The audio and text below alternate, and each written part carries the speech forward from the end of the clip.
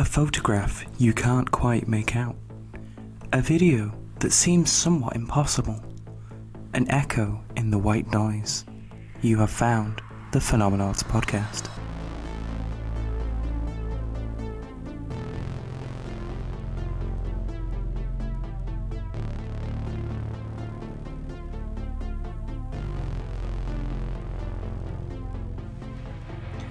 Hello, you multicellular vessels of consciousness. You have tuned into the Phenomenauts Podcast, a weekly show where we look at the weird, wonderful, and mysterious happenstances of our and occasionally other universes. I can see that. Taking you on this ride is myself, D. Barnes, and the ever-awesome Amber Hall. I realise I can see that, but we have people who just listen. Amber was just perfectly mimicking my words. No, because it's the same intro every week. I love it. It is. It's good. We are a multi-platform podcast, so find us on YouTube, the new channel, the Phenomenauts Podcast. And we're still going to be uploading to the old channel for a little while yet, so for everyone, just make a note, try and get used to it, because we will stop there eventually. That's just for YouTube people, though, isn't it? That is just for the YouTube folks. For everyone else, stays the same. Business as usual. Yeah. We're also on iTunes, Spotify, Transistor. Please do remember to like, follow, share, subscribe, download, all that lovely stuff. It really does help us out. And mostly, actually listen. Yeah, please, listen. Please listen. Amber, how's it going? It's okay. I've been looking forward to recording this time around, just because I had fun with the topic that we've got today. I was working on it at work and just sort of chatting with my friends about it. One time, my team manager came over and he was just like, "Oh, that's interesting. Have you heard of this? News report and stuff." We were just chatting about it. Very, very nice. So I'm looking forward to talking about it. What about yourself? I'm not too bad, Life keeps on turning. Get cracking on with that third year of university sort of thing. There you go. And I've been looking forward to this episode as well. Yeah, I do think that this is going to be a fun one. It's been a long time coming. It's been one we've been thinking. I would say we've spoke about it for a while, and it's nice to finally just go like, let's do it. We've been nibbling on the crust for so long. Because it's one we will return to, I'm sure. Oh yeah, it's a very big theme. There's no lack of content for this one. There really isn't. So what are we talking about, Dee? So the episode that was promised. We're going to be talking about cryptids, Amber. Cryptids. It's a cryptid episode. Oh, so much to be going in with. Yeah, and like I said, we can definitely revisit this in the future and do more cryptid episodes. Oh yes. It's just that's our theme for this week is cryptids. In fact, the one that I picked, it was actually a suggestion from one of our friends. So if you do watch and you've got any I want to know about this cryptid, just drop us a message. Yeah, I also got some really interesting recommendations, but I think I am going to save them for other episodes, funnily enough, just because don't quite fall into that cryptid category, but definitely are worth investigating. Yeah, no doubt. I lost my place. Is it that obvious? No, it isn't. I'm gonna start us off today with our old friend Nessie, funnily enough, also known as the Loch Ness monster. Yes, it is. Which felt fitting after episode 37, where we talked about evidence suggesting that the Loch Ness monster could just be a big ol' eel. Yeah. So obviously in that one we went, it'll probably get its own episode, but we've delegated a nice chunk of time. Not got its own episode, but we figured it would be fine slotting in with the cryptids category. Certainly, because a lot of in this category. Yeah, a lot of stuff we would look into is actually a lot of the same thing but repeated over time. So, yeah. So the Loch Ness monster. Well, where do we start? Supposedly first spotted in 565 AD. Rising from the deep within the waters and attacking a servant, then being driven back by Saint Columbia. Who is that? A person? A saint, yes. It's not like a brand of car or something. In a Peugeot Saint Columbia. Wow. They had those in 505. Crazy. Carry on. So why do we think this happened? Well, it's in the life of Saint Columbia, written in the 6th century by an abbot of Iona called Adomon. I hope I'm pronouncing that right. Mm-hmm. With St. Columbia supposedly performing a miracle to drive it back.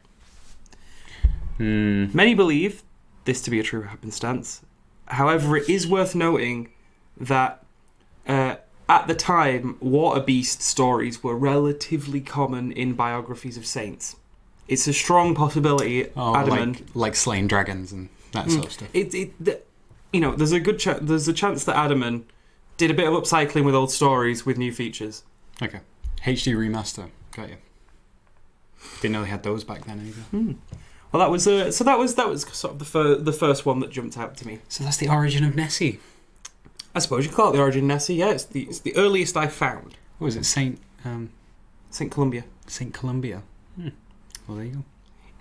In the late 1870s, however, a Mr. D. Mackenzie made an eyewitness. Well, he was writing to a friend, and I'll just tell you straight up what he wrote. Okay.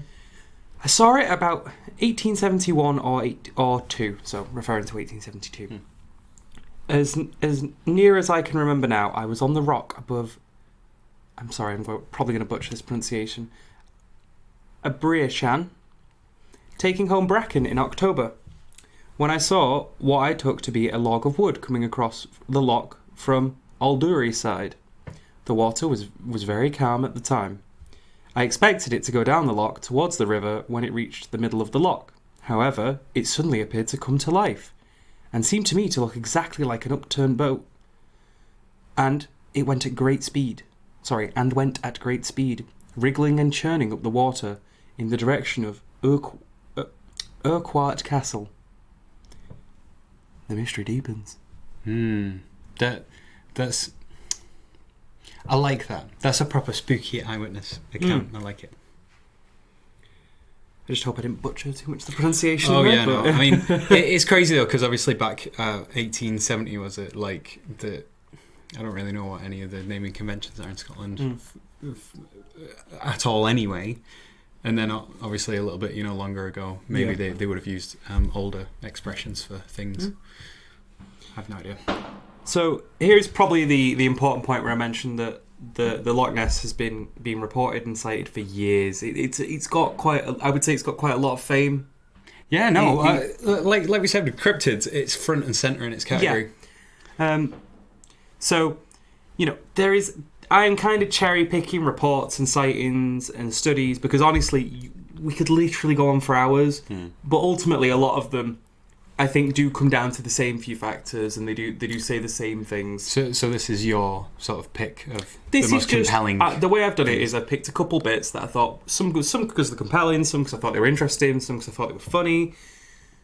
It's D's pick. Yeah, but as always, feel free to check out our sources if you want to read more because there is a ton of stuff on. I mean, if you just Google Loch Ness monster stories as well, there's going to be they're a dime a dozen. Yeah. So, on to my next bit.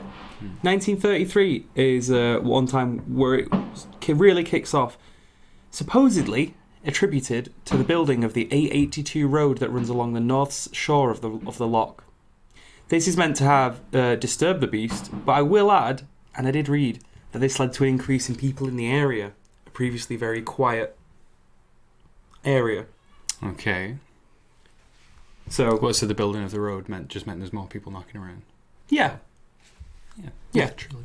Just there was more people in the area, and I always think, especially when considering things like cryptids and stuff like that, you do need to consider population densities and animals in the area. Yeah. So you have to consider all the factors with these things. Yeah. So more people around, more chances of a sighting or things being misattributed to a monster. So I figured I'd give that one a quick mention. Yeah. But a sighting by a George Spice, I think I meant to write there, but I've not proved myself properly. George Spicer. S-P-I-C-R. Spicer. I'm pretty sure I've just not spelled it right. Sources in the description. Yes, sources in the description, very much so. And his wife reportedly... Well, this is a sighting of what him and his wife saw. And I'm just going to straight up quote the Wikipedia here. Because there's another round of we quote Wikipedia. Well, there's just, when there's lots of precise information, it's like I could strip this down, or I could literally just tell you factually what I read. Come on, dude, it's not a university, piece of coursework. We don't have to turn this into our own work. Quote it. So, described as having a large body, about 4 foot or 1.2 meters high, and 25 foot or 8 meters long, and a long, wavy, narrow neck, slightly thicker than an elephant's trunk, and as long as the 10 to 12 foot or 3 to 4 meters width of the road. They saw no limbs. It lurched across the road towards the loch, 20 yards or 20 meters away. leaving a trail of broken undergrowth in its wake. Damn. No limbs. Amber, what do you think? That. What? So they're like, when we're just driving along, all of a sudden, this big snack boy comes rocking up across the road. He has no limbs. He lurches across the road, leaving bracken in his wake. I mean, I've got to say, I'm just sat there like, I'm dubious. I've got to say I'm dubious on that one. I guess the counter argument is that with more people in the area, it's more likely to be disturbed, or rather, it does knock around there. And now that there's more people around, it's more likely to be seen than when there was less people around, and that it was always there. Yeah. But the counter argument to that is that, well, there's just more people. You know, what was it? People called the police one time when there was a blackout in, like, I think it was LA or something like that. Because people were going, what's this thing in the sky? And it was them seeing the Milky Way for the first time. And they called the police, like hundreds of people did. People can think a lot of things. It doesn't necessarily mean they're right. So if someone goes, oh, we saw it come across the road. Yeah, was it not a log rolling across the road? You get what I mean? This was kind of where I sat on it. But again, it's because at first I was like, well, why didn't they take a photo? And then I'm like, well, it's 1933. I hope he stays still for three hours and I can just expose. Yeah. So, we're not really going to get much of a follow-up on that one, but I did think it was pretty interesting. Nice to hear the stories, because really, that's what the bread and butter of it is. It's just a load of stories that have come together into this cultural phenomenon. So, I don't think we're going to get to the bottom of it today in one sitting, but no, I like that. The next one's a pretty big one that a lot of listeners may have actually seen. You may have seen it yourself. It's called it is the famous surgeon's photograph, published in the Daily Mail on the 21st of April, 1934. Apparently taken by Robert Kenneth Wilson, a London gynecologist who refused to associate his name with it, leading to its title, The Surgeon's Photograph. What? He took the photo and they went, I want nothing to do with this. Although I suppose if I took a picture of a UFO and say I've got like a credible career in like science, and I go, yeah, maybe I don't want to be associated with UFOs. So if you went, I've got a picture of the Loch Ness Monster, I don't really want to be associated with that though, because people are going to call me a crackpot and I'm going to lose my job. Fair enough. Well, the mystery deepens on this one. So I'm assuming you've seen the image, Amber. The very famous Loch Ness image that the viewers will be able to see, I imagine, right? Round about now. I mean, if you Google the surgeon's photograph of the Loch Ness Monster as well, it's the iconic one. It's the one that everyone's seen. It's the one you picture when you think of the Loch Ness Monster. It's like an S dipped in milk. I need a minute after that. That's the sentence that you just said. Is that an S dipped in milk? What did you even get that from? That's what it looks like. Look at it. It's just like it's a wiggly boy submerged half in milk. Well, not milk, but yeah. I mean, it's a bit of a messed up S, and that milk definitely has seen better days. But you can see the image there, right? Yes. Yeah. You, as everyone can, and as everyone, even if they're listening on headphones on Spotify and iTunes, have Googled. Obviously, you could Google it, but it's like a snake coming out the water, but a lot broader than a snake. Google it now. Yeah, just Google it. Google it immediately. Moving on. Now, for a whopping 60 years, many considered that as evidence. Deep fake. But it was also heavily disputed by skeptics due to the fact the image had been scaled, and when looking at the full image, it seemed smaller. Now, I'm going to quote... I did not know that, actually. Yeah, the image you see... so it could be a stick. Is kind of scaled. So it could be a stick. Well, people noticed it by the actual ripples on the image, apparently. There's a lot there to look at. Yeah. But, a brain just stopped then. No. This is another point where I'm just going to quote straight from Wikipedia, because it's a much better way than I could say it. So, in 1993, the makers of the Discovery Communications documentary Loch Ness Discovered analysed the uncropped image and found a white object visible in every version of the photo, implying that it was on the negative. It was believed to be the cause of the ripples, and if the object was being towed, although the possibility of a blemish on the negative could not be ruled out, An analysis of the full photograph indicated that the object was small, about 60 to 90 centimetres or 2 to 3 foot long, this leading many to believe it to be a hoax. In fact, in 1999, a book being... I need to check that date because I don't think that's right. Sources in the description. A book being published called Nessie, the Surgeon's Photograph Exposed, details how the photo was... I like it. Details how the photo was taken utilising a toy submarine and wood putty. The hoax was seemingly orchestrated by a Christian Sperling and a cohort of accomplices. Cohort. Sperling being the son-in-law of a Marmaduke Wetherell. Oh, that is a name. It is a... Marmaduke. I was waiting for you to jump on that name. Oh, baby. I'm going to call my children that. All of them, the same name. Who had been humiliated by the Daily Mail after finding the monster's footprints, after finding footprints that were thought to be Nessie's footprints, and then that turning out to be a hoax. Wait, so they found a hoax, were like shown up by the media, so they pulled their own hoax? Seemingly, and we don't have all the information. I don't think we actually know this is fact. So Okay. I would say this is speculation. Okay. This is a theory. I don't know if we know the actual ins and outs of that situation. It's a theory, though. But it seems to be that Marmaduke Wetherell found these footprints, was like, oh, this is excellent, takes it to the Mail, gets absolutely roasted because it's a hoax. Roasted live on television. Gets absolutely roasted because it's a hoax, and his son-in-law is like, I know how we can get him. We can pull our own hoax. Pull it over on them. And you said for a long time this was taken as actual evidence too. Well, lots of people took it as evidence because it's like, what else can that be? It's a photograph, and it's in a time where not everyone had access or knowledge of photography. And I know we're coming up to a point now where videos can be faked quite efficiently. Like I just said, deep fake as a joke before, but you can literally put people's faces onto other people in videos. So I don't know how that stands up as evidence in court and things like that. But if someone goes, yes, this person robbed this shop, and then they show a CCTV footage of that person robbing a shop, you go, oh wow, well that's proof. You don't go, hang on, could this be a hoax? Are they being framed? But so at that time, if someone went, here's a photograph, you just go, wow, there was no way you could do that. You have to manually, like no digital or anything like that, edit a photo or fake it in the first place. I suppose you just take it as evidence, don't you?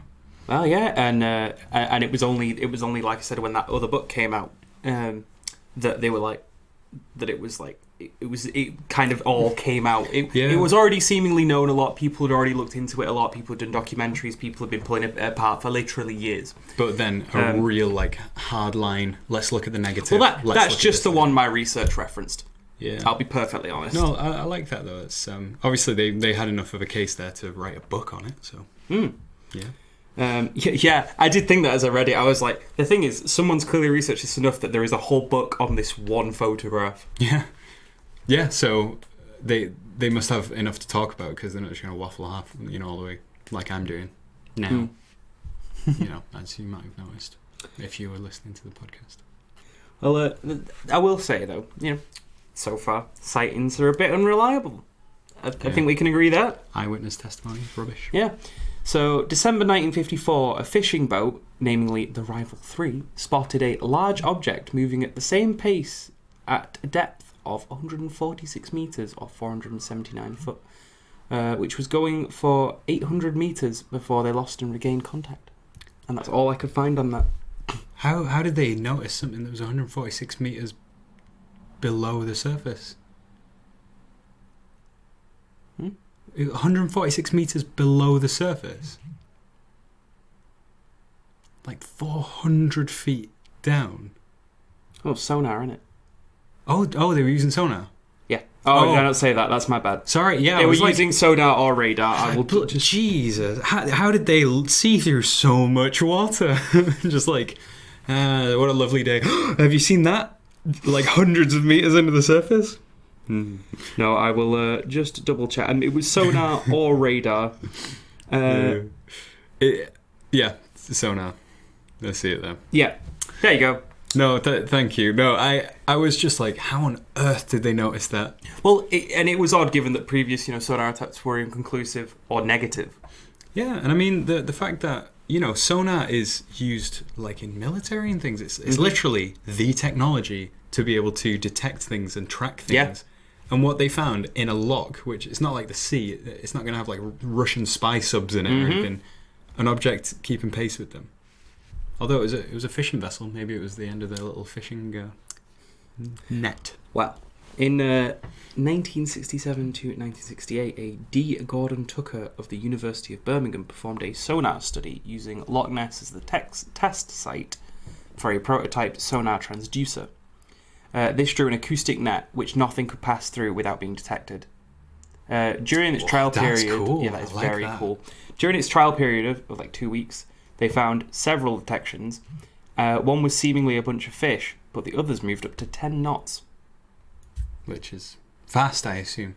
I'm not 100% sure. I couldn't really figure out how fast a knot is. So I anyone am who's nautical, do let us know. I'm a landlubber, so obviously 10 knots, is that about 12 miles an hour?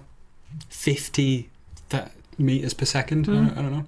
Is that half the speed of light? Who knows? 10 knots. Well, basically, they've said one's fish, but the other one moved at 10 knots. So I assume that means like 60 miles an hour or something. I mean, you know what? There's an easy, very easy answer to this. 10 I can knots. just Google it. How fast is 10 knots? We're about to find out.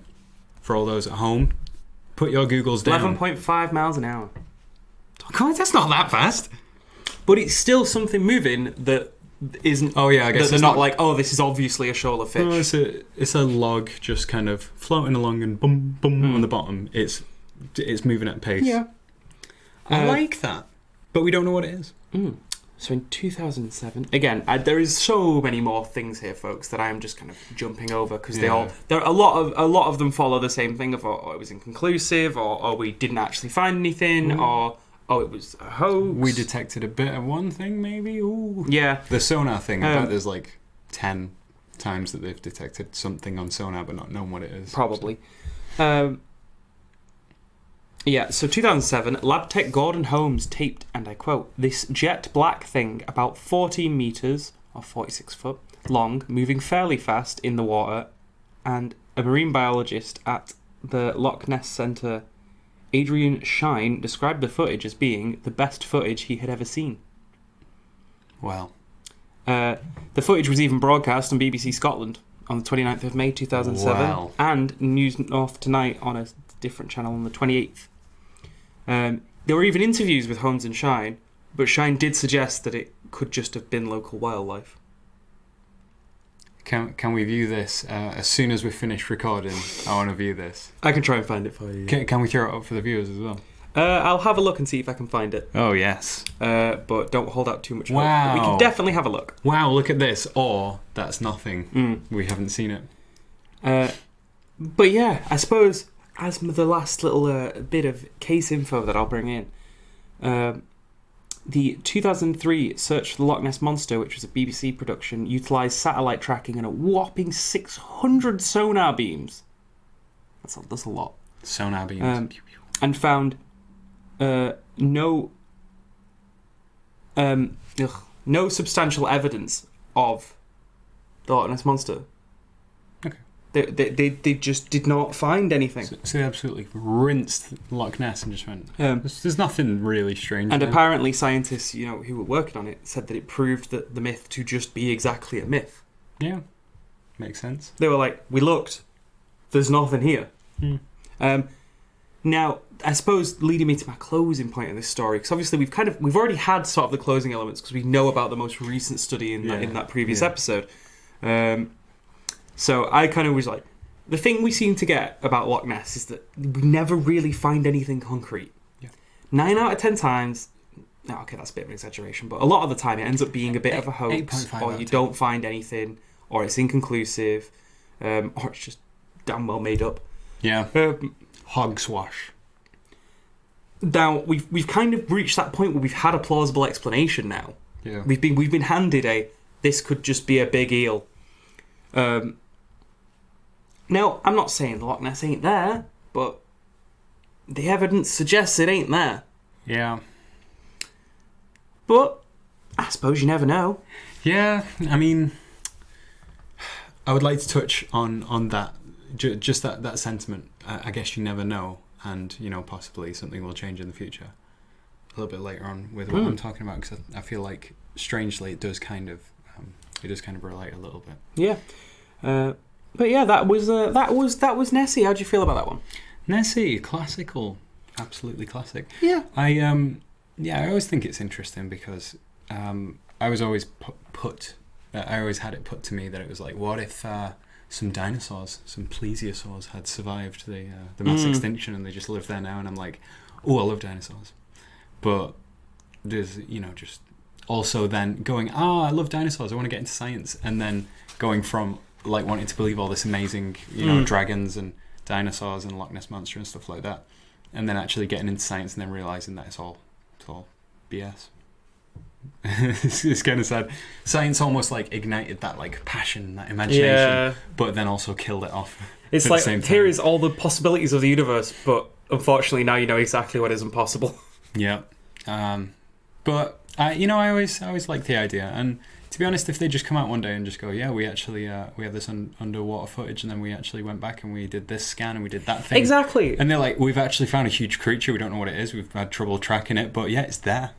And then it would reignite this search. Things are always changing. We're always finding different things. We're always finding different things to look at. Could be something, D. Could be. I like the idea. But almost in a similar vein, what I was looking at this week. I'll begin with my notes because I don't know how to segue into them very well. But just go right on ahead. After returning from Greenland around 1250, the anonymous author of the Old Norwegian natural history work, Konungsskugsia, described in detail Konungsskugsia. That's the fact that you figured out how to pronunciate that is actually amazing. Well, I just put how do you pronunciate and then put that in Google. It's a smart way of doing it, D. I didn't think you could do that. I didn't even think of that. That's a wise idea. Yeah. The anonymous author of this natural history work described in detail the physical characteristics and feeding behaviour of the Kraken. Dun dun dun! The Kraken. Dun dun dun! So we're going for a proper nautical theme this week. So just in case you've been living under a rock for the past 769 years, here's a quick summary of the beast. The Kraken is the legendary cephalopod-like sea monster of colossal size originally found in Scandinavian folklore. According to Norse sagas, the Kraken dwells off the coasts of Norway and Greenland and terrorizes careless sailors, leaving them helpless and airless at the perilous menace of the Kraken. Dun dun dun! So I'll paraphrase the excerpt from Konungsskugsia. If you want the whole unabridged section, you can find it in the sources. Basically, it's on Wikipedia. So I'm basically paraphrasing Wikipedia. Yeah.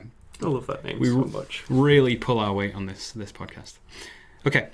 There is a fish that is still unmentioned, which it is scarcely advisable to speak about on account of its size, because it will seem to most people incredible. More often, in our tongue, we call it Hafgufa Kraken. Nor can I conclusively speak about its length, because the times he has shown before men, he has appeared more like land than a fish.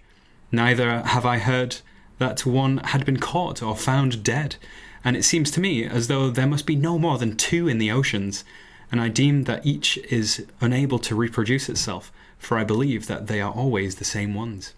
Then too, neither would it do for other fish if the Hafgufa were of such a number as other whales, on account of their vastness and how much subsistence that they need.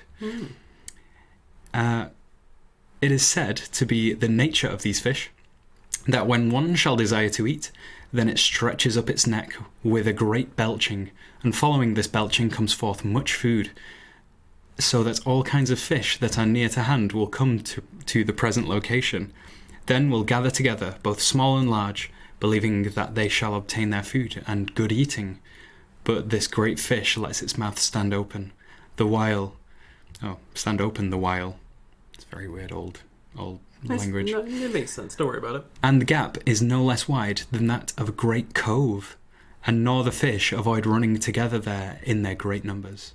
But as soon as its stomach and mouth is full, then it locks together its jaws, and has all the fish all caught and enclosed, that before greedily came there looking for food. spooky This is stuff. actually a little bit chilling. So that's from a 1250 educational paper. that. So it's true, isn't it? Educational text. Must be true. It's got a mouth so big, it's like a cove. And you sail right into it. You don't realise, and then it closes. And then it swallows you whole. Educational. So yeah, there's a picture that I'm including, which basically I think encompasses the cephalopod and giant island / cove characteristics from the excerpt into one. So like I always thought of the Kraken as like a big octopus. Like that's I feel like that's the one that's in the public. Yeah, I think that's definitely the image you think when you think Kraken. Yeah. So the picture that I've got here is basically it's got its tentacles, but then it's also like the back of it is like a giant island. So you sail up going, oh, there's an island, and then tentacles come out, and you think there's an octopus underneath you. No, it's just reaching forward from under the island to like grab at you to pull you under the island. Oh, that's spooky. Proper spookiness. That is big spook. So I've never really thought of it as an island where you accidentally sail into its mouth, but that's kind of a scary thought. But educational text, so that's how it is. Well, so you know what, dear? It's like that idea as well is giving me mad lion turtle vibes. So check out this picture from Avatar: The Last Airbender. So these chunky boys, they had entire cities on their back. They did. They just have civilizations living on their back. So I just thought that was very cool. Yeah. Trivia time! Yeah, every time. The English word kraken is taken from Swedish and Norwegian. In both languages, kraka is a word designating an unhealthy animal or something twisted, similar to the English crook. In modern German, kraka means octopus, but can also refer to the legendary Kraken. Kraken is also an old Swedish euphemism for whales, used when the original word became taboo, as it was believed it could summon the creature. Oh. So there was a taboo put on the word, because they were like, no, don't say it. It'll appear, and it'll come and get you. Aren't there lots of words like that? Yeah. Where it's like humanity was like, okay, we've got to give this not its actual name, because its actual name's a bit cursed. And then over like hundreds of thousands of years, we've kind of forgotten the original word. Yeah. So what was it? Half goofa, and then we just started calling it Kraken. So it's not actually called the Kraken. It's called something else in like old Norwegian, but we just call it the Kraken because that was the nickname we gave it to avoid calling it what it's actually called. So the Kraken is not called the Kraken, but I'll carry on doing that anyway. Authors over the years have postulated that the legend may have originated from sightings of giant or colossal squids that can grow up to 43 feet and 46 feet respectively. Ah. That is nearly nearly 50 big. feet long. That's like... These are actual creatures as well. That's like... Very long. 9 or 10 of me. It's got to be like from here to the road outside. Yeah. That's how long they are. They're big. They're very big. Is that just like body length, or is that like body and tentacles? Yeah, that's tentacles. That's the whole business. The absolute unit. The absolute business. Okay, even though it's still quite large. Yeah, 50 feet long is crazy. Although only giant squid have a range that includes the Scandinavian seas, while colossal squid inhabit the southern oceans near Antarctica. So if anyone asks, the Kraken was most likely a giant squid, not a colossal squid. Still pretty cool. So for anyone who likes going crazy about taxonomy, there you go. I just think it's bonkers that anything like a cephalopod can grow that big. Like, you know, you got whales and stuff, but a cephalopod? It's an invertebrate. It's just a big squishy mess. Yeah. But this baffling bonkersness led me to a phenomenon known as deep sea gigantism, which is a phenomenon that happens. I'm sorry, what? Deep sea gigantism. Wow. It's the predisposition of deep sea invertebrates to be larger than their shallow water relatives. The proposed explanations for this type of gigantism are colder temperatures, food scarcity, and reduced pressure from predators in the deep sea. Oh. Now, these are all just possibilities, as unfortunately the inaccessibility of the properly deep ocean, the abyssal habitats, has hindered study of this phenomenon. So at this point, we still don't know why it happens so much, but having a larger body actually means having a more efficient metabolism. Yeah. So, and plus, if a big chunk of food comes down, you can just eat the whole thing and then just off you go. So it's a bit more efficient to be like a larger creature because you can scavenge better.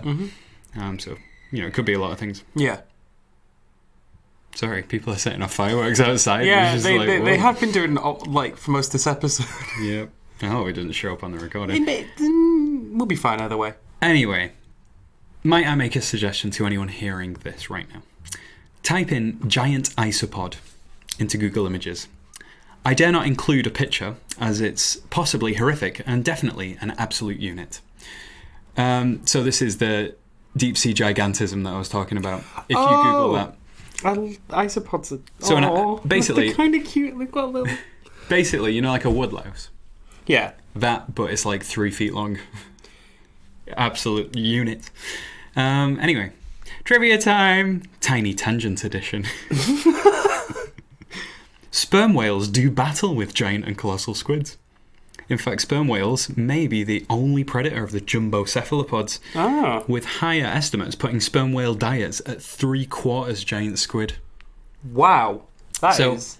If you ever see a picture of a sperm whale, or hopefully if you're having a ball of life, you actually see a sperm whale in real life, have a look at the scars all over its face, all over the front of it. Those are most often from life and death battles between the real life counterpart to the Kraken and the sperm whale. Wow. So yeah, you see them, they got a big... So sperm whales have the scars from fights with the Kraken? Yeah, basically. And 3/4 of their diet is Kraken. Got a Kraken-based diet. That's it. That's pretty wild. That's absolutely wild. I love it. Odd, isn't it? Anyway, so the much larger option for the origin of the Kraken is the volcanic islands of Iceland. So, as these islands can appear to burst from under the waves and jet hot steam, and altogether exhibit signs of being animate, considering it's just a rock. So grab a chair, gather round, and listen to another tall tale, this time from Swedish author Jacob Wallenberg in 1781. Kraken, also called the crabfish, which is not that huge, for heads and tails counted, he is no larger than our Åland is wide, i.e. less than 16 kilometres. He stays at the seafloor, constantly surrounded by innumerable small fishes who serve as his food and are fed by him in return. His excrements nurture in the following an army of lesser fish, and for this reason fishermen plumb after his resting place. Gradually the Kraken ascends to the surface, and when he is at 10 to 12 fathoms, the boats had better move out of his vicinity, as he will shortly thereafter burst up like a floating island, spurting water from his dreadful nostrils and making ring waves around him, which can reach many miles. Could one doubt that this is the Leviathan of Job? Now, isn't that description reminiscent of a volcanic island? The thing is, yeah, if you hadn't have said volcanic island, I don't think I'd have thought it, but because it's kind of...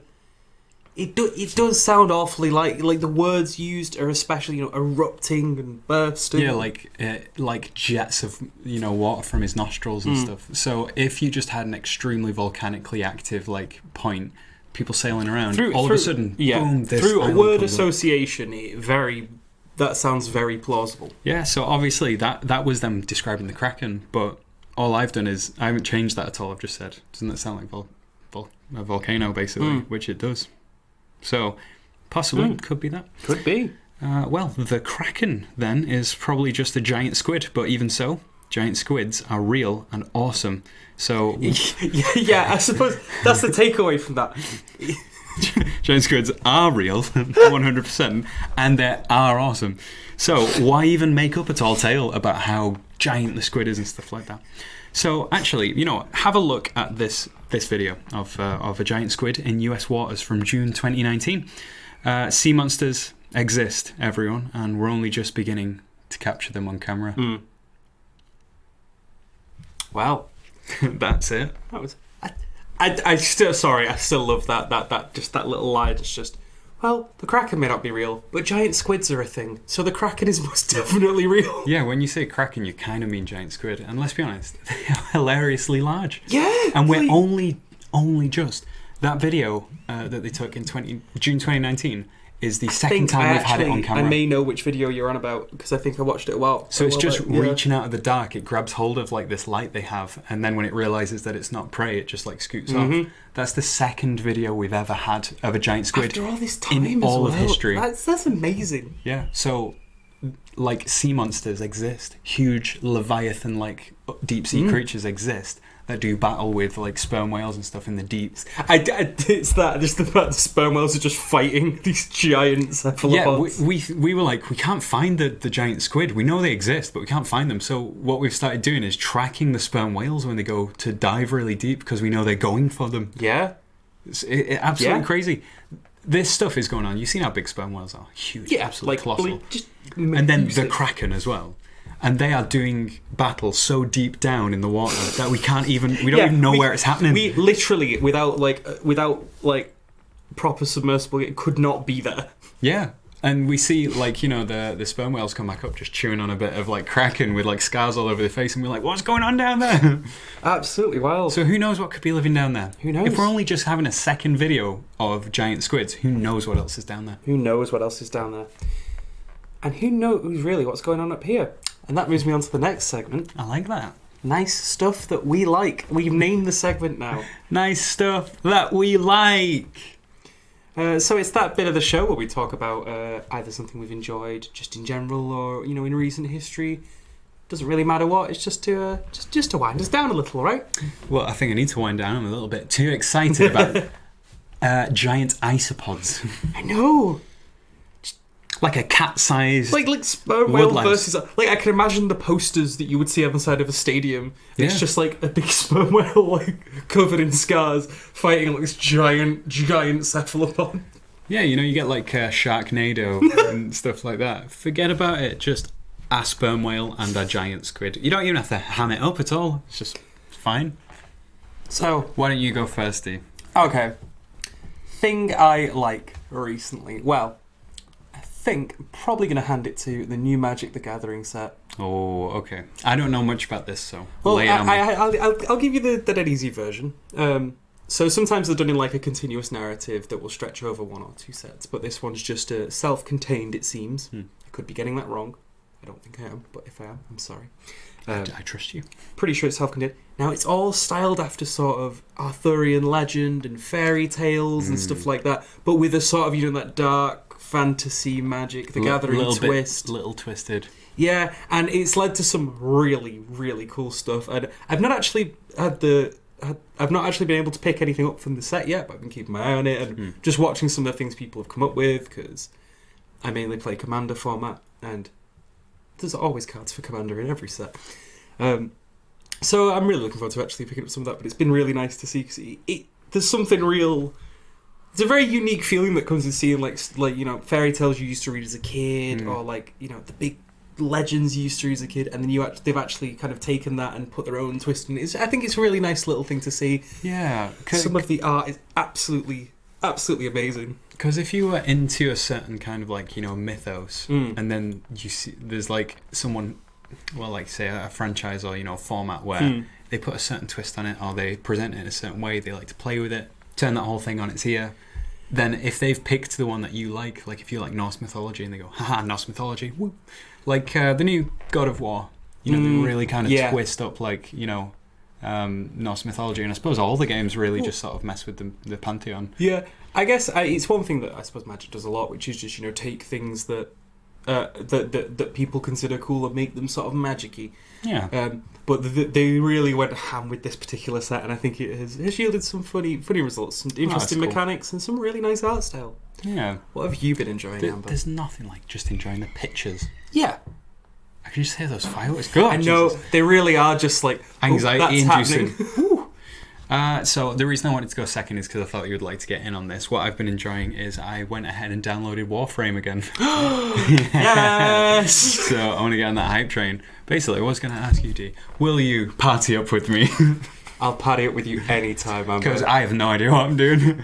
I logged in, they were like, well, you had played about 3 years ago. We're going to have to put you through the tutorial again. I was like, okay then. Yeah. went through the tutorial, and then it like kicked me out of the tutorial at the end, and I'm already like level 13, and I've got like loads of equipment and stuff, and I'm like, where did I get this from? Okay, don't worry. I can help you out through this wonderful journey you've begun. Well, I can help you out through this trying time. No, I just thought it was really cool that I was a bit sad actually, because the tutorial is like, do you want a gun or do you want throwing stars? And I was like, throwing stars please, but then when it came out it was like, you already have a character, so you got a gun. And I'm like, I don't want a gun, I want the throwing stars. Don't worry, I'm sure we can get you those throwing stars. I've been told that at the start of the game, like when it was first released, some of the items that you got as drops don't drop anymore, and they're a lot rarer, which means I think I'm sat on a treasure trove. If you tell me what's worth, and I'll sell it, and I'll buy me some 6 skins. Well, that is the thing. Warframe has a very big secondary market. Well, here we go. I'm going to need someone to appraise my artifacts. I can certainly help you with that. My antique collection. So what is it that brought you back? So I was talking to a friend of ours, so George. Yeah. Who you play with, Warframe with. So she was just saying, she basically went, I've been playing it, the story's been getting really big and stuff, can I explain it to you? And she just started talking about it, and I went, that sounds really cool, it's very kind of like space magic. Oh yeah. And I was like, I didn't know there was much lore, because when I played it was very, very bare bones. I funnily enough was at a similar point a while back before I started playing the last time I played, not particularly this time, where I'd played in like the earlier days, and it had just been I'm not too sure, it's, there's not much there. Yeah. And then you come back and it's like, wait, they've put all this story in now. Yeah, so all I required was someone sat down and just gave me a very brief summary of what's going on with the lore, and I went, oh, that sounds pretty cool actually. And I do like flying around at hyperspeed, just slashing people apart. The modification, the skins, it all looks quite fun and interesting, and I know people who play it, therefore I can get in a party. I think that's what was killing me off. I have got to say, as much as I enjoy playing that game on my own, if you have a party, things are just easier. Well, you got me now, haven't you? Oh yeah, no, I'm looking forward to helping you out with that one. And goodness, in the near future, what I'm going to be saying that I like on this section is Destiny 2, because they released a free-to-play version of Destiny 2. They did. I played more space magic. I played a lot of that when it came out, but I do need to get back on it and actually play a bit more. Maybe pick up some of the DLC. Well, it's the fact that I have friends who have it, and now, even if you don't have it, there's a free-to-play version. Even if you don't have it, you have it now. That possibly could be another multiplayer Definitely. option. So, multiplayer video games, I'm down. So, there you have it. We finally did a cryptid episode. Yes. That's it from us this week, folks. Don't forget about our initiative. Introduce the podcast to anyone who you think might enjoy it. Let us know yours and their names, or one or the other, or both, whatever you prefer, in the YouTube comments, or email us at phenomenauts@gmail.com. We'll give you a shout out live on air, or we won't if you don't want us to. It's also fine. Or we won't if we hate you. Catch you all next week, folks. Peace out. Bye now. Bye. Sorry, I'm janking with you, Steve. You just make me laugh. I was really tempted to make a Nesfield joke at the very start. I know. We've got the elusive creature, Nessie. And I was like, I know he is. Look at this photograph. People say it's been doctored, and I'm like, no, literally, that was him. Just sat there. No, it was good, that one. I thought it went well. Yeah, It's been a long one, but it's still be a good one. It was, but then again, that's just part of the goals. Just how long it was, wasn't it? I mean, as I've said to you a dozen times, I actually am not. I prefer whenever we're not strict with the time constraint. We spoke through Nancy until it was done, and then we spoke through the Kraken until it was done. And it's just a case of, we have the timer there so we can mark down when we want to drop images in and stuff like that. But really, the timer's just a guideline. We talk for however long we feel like we need to talk till we're done with the topic. Definitely. And I think that 50 minutes. That's fine. That. Yeah. Some podcasts go on for like 2 hours. In fact, we can just sit here until we hit an hour. Just sit in silence. Sit in complete and utter silence.